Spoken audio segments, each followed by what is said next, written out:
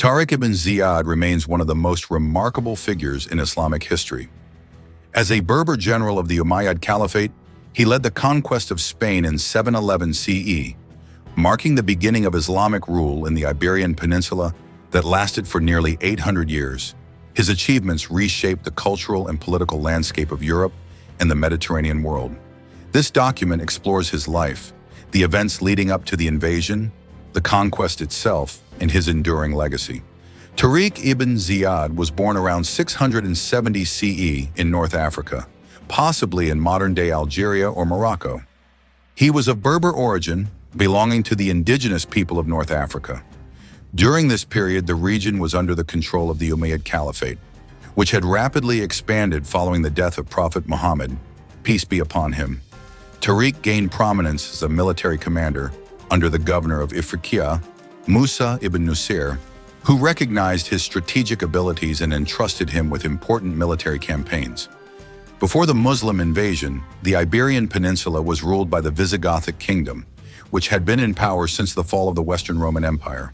The kingdom was experiencing internal strife, with King Roderick recently seizing the throne after a violent succession crisis.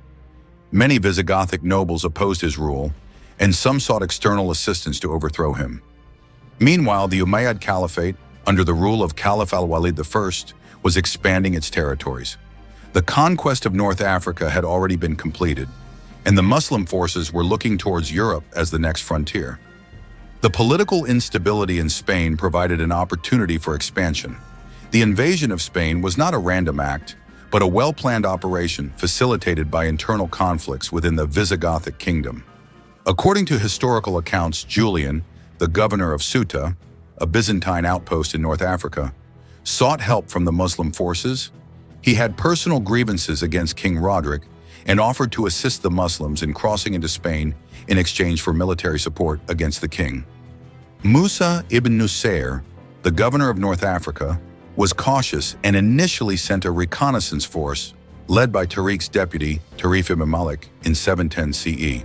The small-scale raid was successful, confirming that a larger invasion was feasible. In 711 CE, Tariq ibn Ziyad was chosen to lead the primary expedition into Iberia. In April 711 CE, Tariq ibn Ziyad led an army of approximately 7,000 troops, mostly Berbers, across the Strait of Gibraltar. The landing site, later named after him as Jabal Tariq, Gibraltar, became the entry point for Muslim forces into Europe. Upon arrival, Tariq is said to have delivered an inspiring speech to his soldiers, urging them to fight courageously, as there was no retreat. The sea lay behind them, and the enemy was ahead. The Battle of Guadalete, July 711 CE, King Roderick, upon learning of the Muslim landing, mobilized a large Visigothic army, reportedly numbering around 30,000 men. The two forces met near the Guadalete River in southern Spain.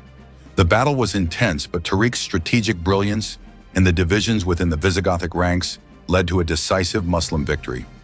Roderick was killed, and the Visigothic army was shattered. The Siege of Córdoba, 711 CE. After the victory at Guadalete, Tariq marched towards Córdoba. The city was fortified, and the defenders attempted to resist.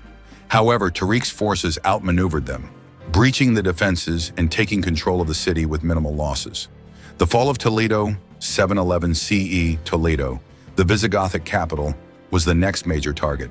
The city was abandoned by many nobles who feared Tariq's army, allowing the Muslims to enter without much resistance.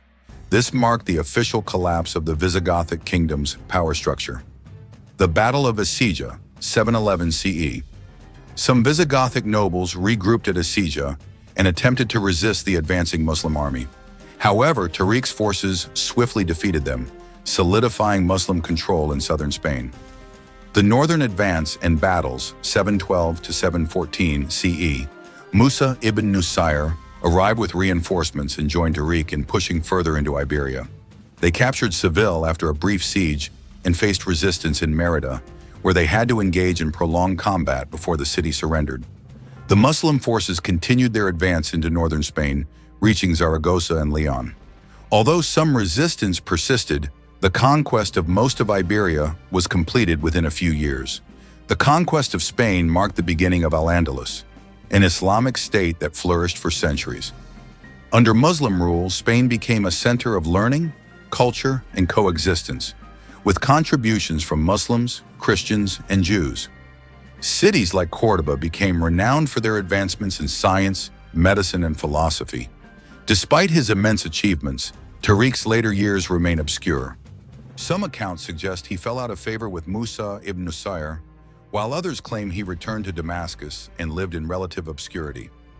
Regardless of his fate, Tariq Ibn Ziyad's legacy endures as one of the greatest military leaders in history.